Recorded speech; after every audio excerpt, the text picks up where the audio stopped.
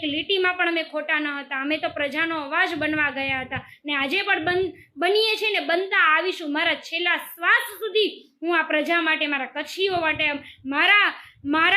મારા કચ્છી ભાઈ બહેનો માટે લડીશ. હા, પરંતુ ન્યાયના આ બેસણામાં મને આજે દુઃખ સાથે ફરીથી કહેવું પડે છે કે 2 મિનિટની આપણે શ્રદ્ધાંજલિ આપીને અહીંયાથી આપણે છૂટા પડીએ છીએ અને સાથે અપેક્ષા ધરાવીએ છીએ કે જો ન્યાય ક્યાંય જીવતો હોય તો ડીજીપી સાહેબ પગલાં લ્યો. કેમ કે અમારા એસપી સાહેબને તો દેખાતું જ નથી કે એ બેને મને મોઢા ઉપર થપ્પડ મારી છે.